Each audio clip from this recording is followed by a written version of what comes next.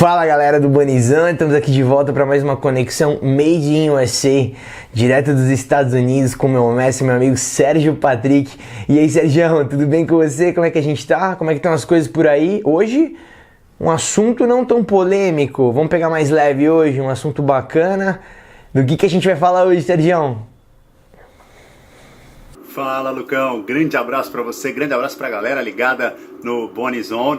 Pois é, nas últimas semanas, nos últimos programas a gente falou sobre alguns problemas, né, relacionados ao futebol americano, protestos, possível paralisação num futuro próximo, punições, enfim. Agora nós vamos falar de uma coisa mais legal, que é justamente de uma geração que vem quebrando alguns paradigmas, né? São jovens jogadores que nos últimos anos assumiram a responsabilidade rapidinho de se transformar em estrelas, de conduzir a liga em algumas posições, e o mais interessante, né? E aí é o ponto, porque a gente tem estrelas jovens em várias posições, mas eu queria falar com mais detalhes justamente sobre os quarterbacks, porque a gente sabe, né, a posição que é para muitos a mais difícil de todo o esporte, pelo menos é a opinião de muitos americanos, né?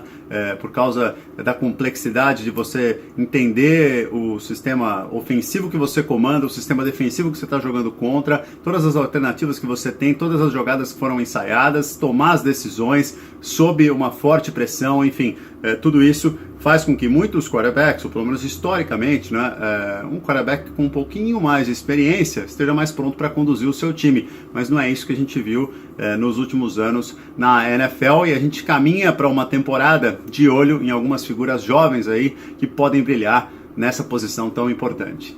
Quarterbacks, justamente a posição mais importante do futebol americano. Hoje eu vim em homenagem aqui a ele, Peyton Manning, né? Tentei dar a dica no início do vídeo.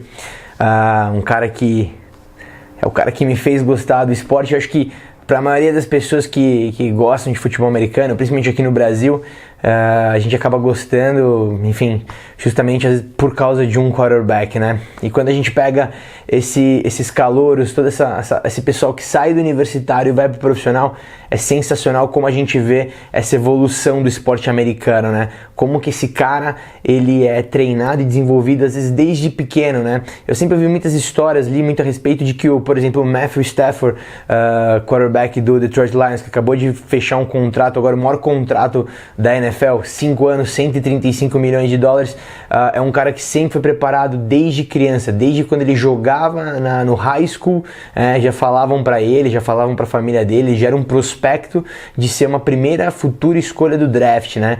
E no final das contas ele acabou sendo, e hoje tá lá no Detroit Lions jogando muito bem, enfim, tem tudo para ser um dos grandes jogadores da NFL.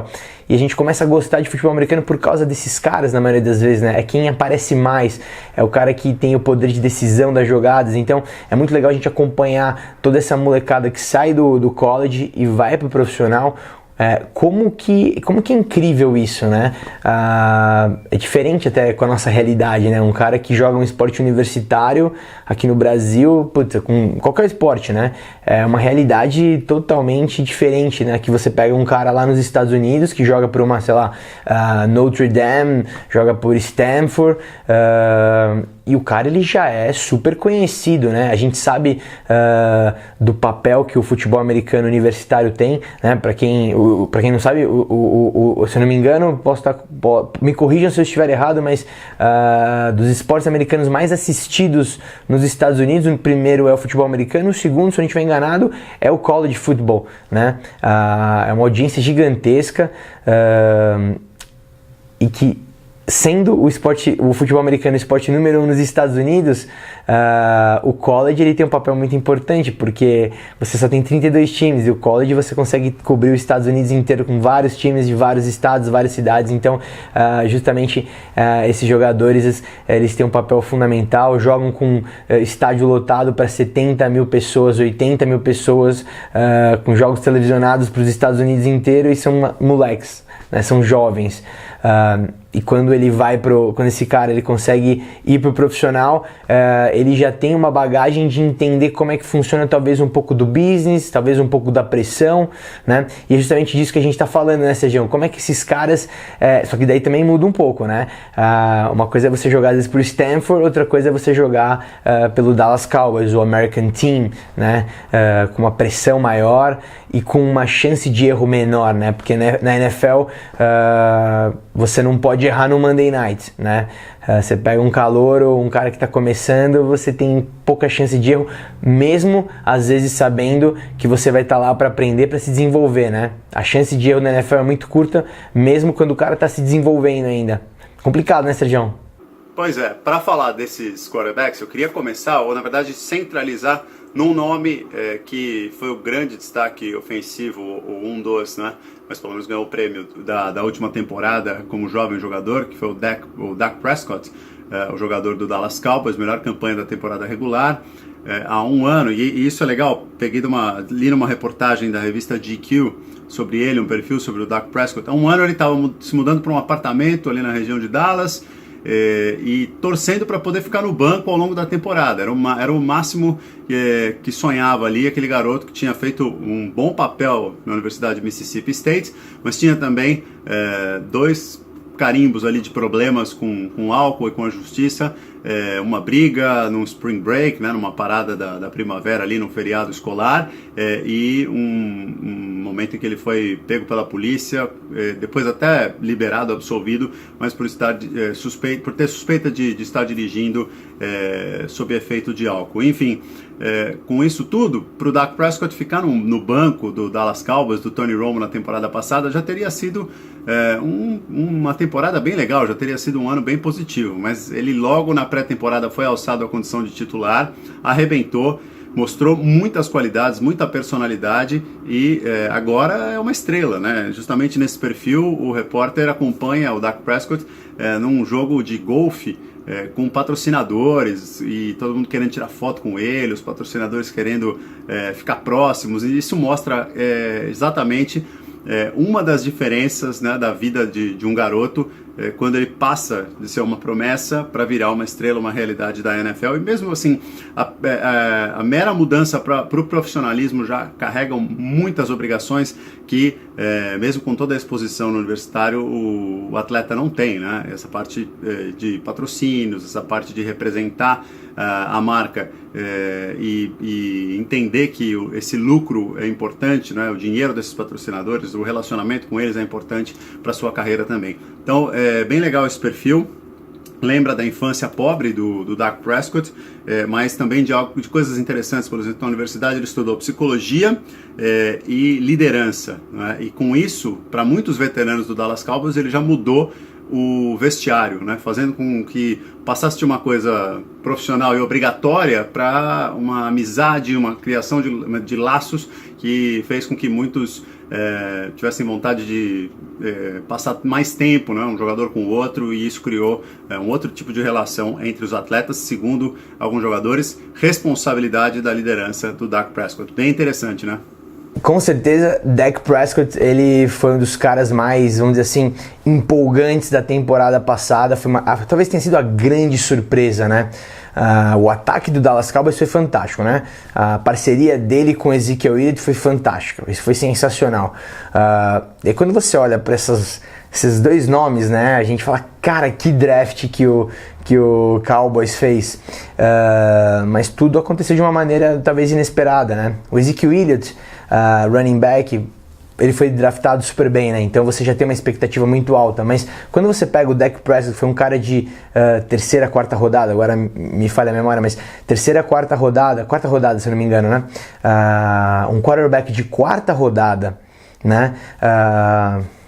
Que consegue liderar seu time do jeito que ele liderou, foi incrível. Eu fiquei muito impressionado quando eu vi o Dak Prescott, porque a gente está acostumado a ver vários calouros de rodadas baixas, quando eles conseguem entrar e jogar, o playbook é muito limitado, né? os coordenadores ofensivos, os head coaches, eles não dão uma grande variedade para esse cara, porque eles sabem que a pressão é grande e esse cara vai sentir, e uma vez que esse cara erra, às vezes o jogo vai por água abaixo. Então foi legal ver como que o Dallas Cowboys cuidou do Dak Prescott, né? Eu lembro quando acompanhei o início da temporada passada, o playbook era muito limitado, né? Era playbooks de jogadas bem curtas, né? E jogadas, muitas jogadas de corrida com Ezekiel Elliott. Óbvio, facilita muito você ter um Ezekiel Elliott, mas foi fantástico isso. Se eu não me engano, o Dak Prescott chegou até quase bater um recorde, ou empatar um recorde que era do Tom Brady, que era de passes consecutivos sem errar, né? E isso é algo que mostrou o quão focado o Dak Prescott estava, porque isso não é sorte, né? Isso é treino, isso é dedicação. Então isso mostrou o quão focado e ao mesmo tempo o quão tranquilo ele estava para jogar. Então, com certeza, ele foi a grande surpresa da NFL na temporada passada, né? Quando teve o draft esse ano, muito se especulava em quem será o Dak Prescott desse draft, né? Que seria aquele cara de um bom quarterback que você consegue achar em rodadas mais baixas, né? Esse é o sonho de consumo de qualquer general manager de futebol americano, você conseguir draftar um baita quarterback numa rodada baixa, né? Isso significa que você vai colocar o seu quarterback de franquia dos próximos anos da liga, você vai draftar esse cara com um salário de entrada muito baixo, né? Um bom exemplo disso, galera, para quem tá acompanhando já a NFL talvez há um tempo, é o próprio Russell Wilson, né? Russell Wilson foi um quarterback que foi escolhido numa terceira rodada, né? Talvez seja o melhor exemplo próximo ali do Dak Prescott, né? E claro, a gente tem o melhor exemplo de todos, que seria o do Tom Brady, né? Que o cara que quase nem foi draftado e virou o que foi. Então, quem sabe o Dak Prescott também não consegue ir nessa linha, né?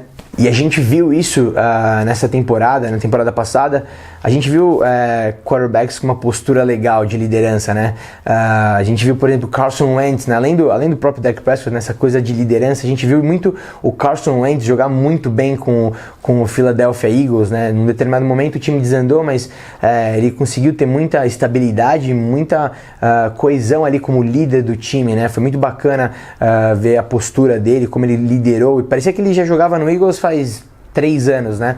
A gente tem posturas legais também de liderança, como por exemplo do Derek Carr, que é um quarterback novo também, né? Pelo confundi aqui, pelo Oakland Raiders, né? E que o Derek Carr é um exemplo legal de como ele tem evoluído, né? Cada ano que passa ele tá melhor, né? Como essa evolução tem sido bacana.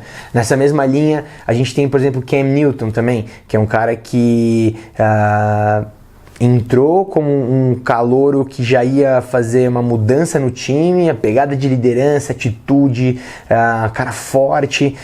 Então, acho que até o Cam Newton é um bom exemplo, né? Como que esses quarterbacks eles entram, né? É bem verdade que dos últimos anos pra cá, a gente tem visto muitos quarterbacks velhos ganhando os títulos, né? Se eu não me engano, com exceção talvez do Russell Wilson em algum momento pra trás aí no Super Bowls, mas foram quarterbacks mais velhos que ganharam, né? Tom Brady, Peyton Manning, já caras com um pouco mais de 3, 4 anos na liga. Mas com certeza esses quarterbacks rookies que vêm aí desde 2011 e tudo mais, a gente tem tido caras legais ali que tem se posicionado ali como futuros grandes nomes da liga, né? Isso é muito bacana. Então, Lucão, são tantos nomes, né? Você passou por vários deles aí, esses jovens quarterbacks que ou pintaram muito bem nas últimas temporadas ou que foram draftados e logo já viraram titulares. Eu fui buscar algumas explicações para isso acontecer, né? Porque foi uma discussão muito grande nos Estados Unidos, principalmente no ano passado, quando no começo da temporada vários jovens quarterbacks acumulavam ali praticamente só vitórias. Nas 3 primeiras semanas foram 11 vitórias e 1 derrota de 4 quarterbacks jovens ou estreantes, né? E a primeira impressão que me passa, e aí vai para qualquer posição, né? Uma melhor preparação feita no college, mais próxima do que se tem nos times profissionais, também um aprimoramento do trabalho que os times fazem no combine, né? Que é um peneirão para saber condições físicas, técnicas, mas também psicológicas, né? Um aprimoramento nas entrevistas, o que os clubes perguntam, o que eles chamam de recrutamento aqui, né?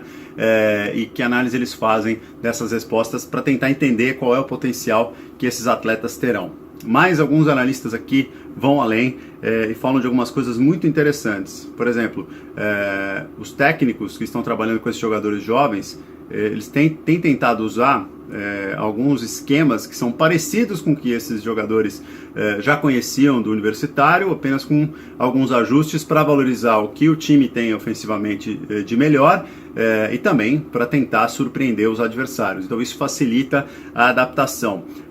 Experiência também de muitos treinadores da NFL como quarterbacks reservas, né? Acaba sendo uma coincidência, ou gente que está no staff, não necessariamente o head coach, mas alguém que está no staff que já foi um quarterback reserva e que sabe muito bem como é essa situação de você entrar em campo com toda a responsabilidade, mas sem a experiência de ter errado várias vezes. Aqui nos Estados Unidos eles têm muito esse conceito, né? E vale para o esporte, vale para qualquer área de atuação de negócios, de que você tem que se expor e que você vai aprender com as falhas. Então sempre que eles contam a história de alguém muito bem sucedido, eles fazem questão de mostrar os momentos em que essa pessoa não esteve bem, tropeçou, um negócio que deu errado e o que essa pessoa aprendeu com essa falha para poder crescer. Então levando isso para o esporte, a ideia é de que um quarterback vai ficar pronto mesmo só depois de alguns anos tendo interceptações, errando jogadas importantes e levando toda essa experiência para o seu melhor momento da carreira, né?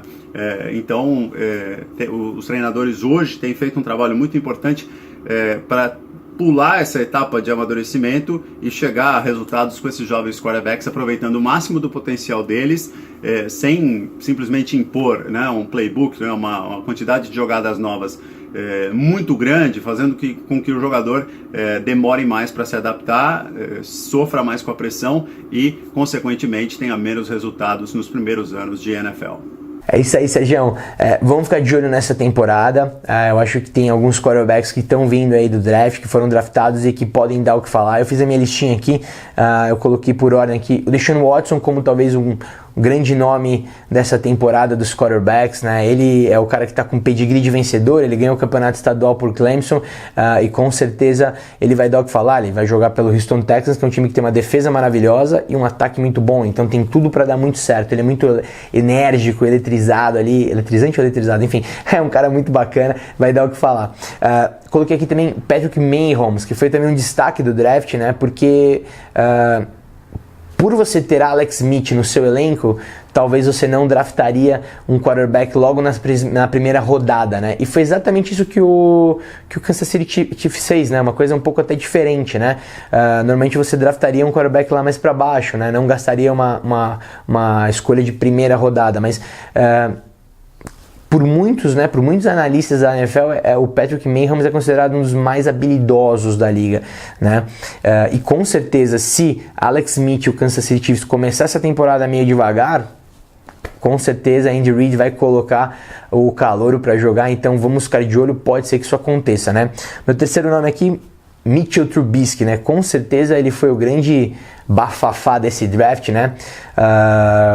Muitas pessoas não entenderam o que o Chicago Bears fez para trocar uma posição para pegar o Mitchell Trubisky na segunda, né? O Chicago Bears tinha a terceira escolha do draft, selecionaram o Trubisky na segunda, ninguém entendeu por quê, deram várias escolhas do draft pro Browns, enfim. Pro Browns não lembro agora para quem que era, mas enfim, deram pro time que tinha a segunda, 49ers, deram pro 49ers, né, a segunda escolha, várias trocas aí de draft.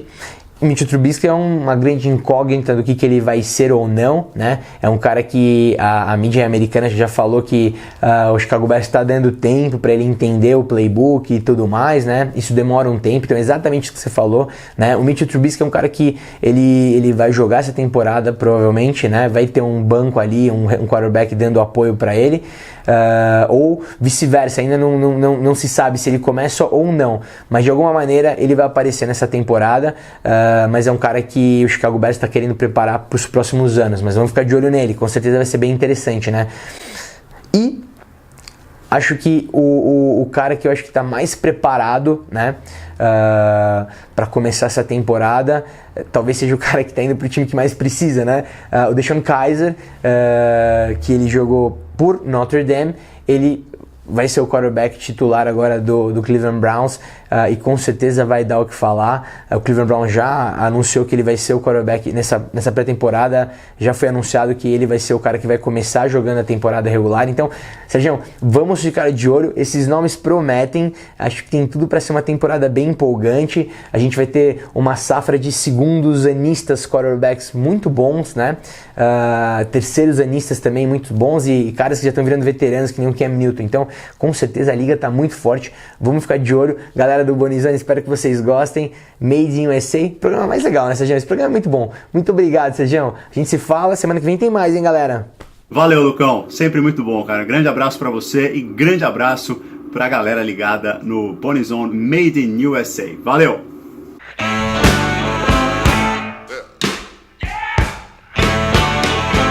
Now when I was a young boy,